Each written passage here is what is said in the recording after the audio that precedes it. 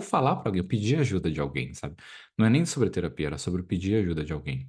Mal sabia o próprio Bruno, criança, né? 30 e poucos anos, ele era criança ainda, de que como é uma bosta fazer tudo sozinho, como é horrível, como é cansativo, como é doloroso, como você não se conecta nem com as pessoas, né? Porque eu já tive ex falando pra mim de que eu não pedia nada pra ela, não pedia ajuda pra ela, não me deixava, entre aspas, vulnerável pra que ela me trazesse um copo d'água, porque quando eu queria água eu levantava e ia pegar água. Morei muito tempo sozinho também, a minha mãe trabalhava muito, e como a gente tá tão acostumado a resolver tudo sozinho, que é o que eu falei no começo, porque eu não preciso de ninguém, se eu quiser fazer alguma coisa eu vou lá e faço, que a gente exclui o cuidado do outro, que é como é gostoso cuidar de alguém, tipo, ah, você vai fazer um café, faz um café pra mim também. Quando você vai, quando a gente cuida do outro é tão bom. E eu não percebia o quanto eu não incluía o outro em cuidar de mim, em muitas coisas, porque eu resolvia tudo sozinho. E, de vez em quando, ainda volta esse sentimento, porque tá encalacrado ali desse negócio de que se eu quero água, eu vou lá e pego minha água. Ou lavar a roupa, ou cuidar de... É tanta ramificação que eu até me perdi aqui no que eu tava falando e o que que a gente tava lá atrás. A gente estava na vida adulta. Na vida adulta. Mas você falou uma coisa que eu acho legal a gente falar. Quem já leu ou já assistiu alguma coisa da Brené Brown, que fala muito de vulnerabilidade, né? Como é que ela fala? Como é que é o nome do livro? Não sei o que lá de ser imperfeito. A coragem de ser imperfeito. Ela bate muito nessa tecla de que a nossa conexão com os outros, ela se fortalece nesses momentos de vulnerabilidade. Então, quando um dos dois se mostra vulnerável, mostra que precisa do outro, esse vínculo fica mais forte, né? Por isso que o vínculo terapêutico, eu acho, ele é tão forte. Ele é de um lado só, né? Porque a gente está lá para olhar para a vulnerabilidade do paciente, não ele para nossa. Mas é isso, a partir do momento que essa vulnerabilidade se mostra, e esse vínculo se constrói, ele é um vínculo que, sei lá, o paciente pode ficar 5 anos sem ver tua cara. Quando ele volta, né, tá tudo bem ali, as coisas continuam do mesmo jeito. E quando a gente tem essa formação de que não precisa de ajuda, que se vira sozinho e não sei o quê, pro outro a gente sempre tá um pouquinho distante, assim, tem um.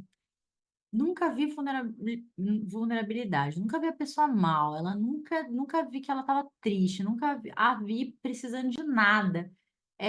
Parece que você não tem muito função ali naquele vínculo, né? E aí, às vezes, você vai se afastando sem se dar conta. E depois de um tempo, se você perguntar para outra pessoa, ela vai falar, não sei, o Bruno, sei lá, se afastou. Ela nem se dá conta disso.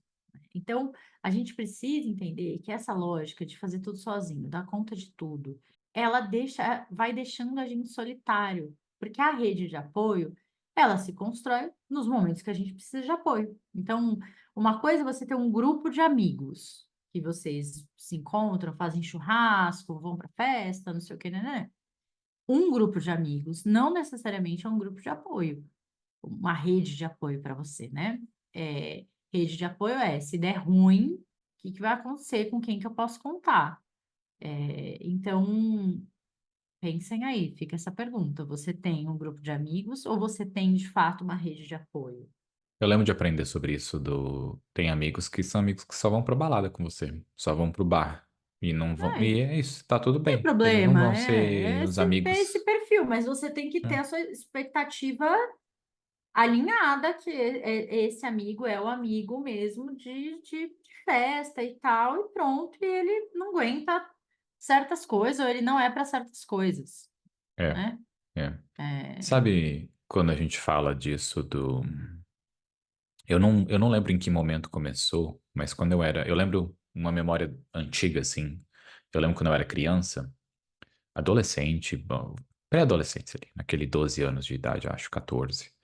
E eu lembro de entender que tinha uma coisa que eu fazia que era legal para as pessoas, que era...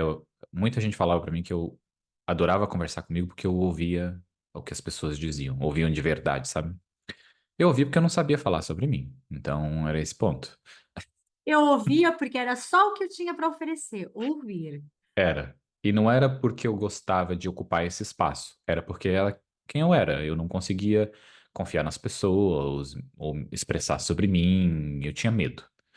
E aí eu era aquela pessoa que ficava ouvindo as pessoas e fazia pergunta e mostrava interesse, porque eu tinha interesse. Eu tenho interesse, eu aprendo sobre a pessoa e tudo mais. Só que quando eu comecei a ouvir isso, eu comecei a gostar de ouvir isso. E aí eu continuei levando isso para minha vida toda, que foi ocupar esse papel de pessoa que gosta de ouvir o outro e quase não fala da própria vida. E aí eu tive que aprender a falar de mim mesmo, tive que aprender a confiar nas pessoas, a criar relações.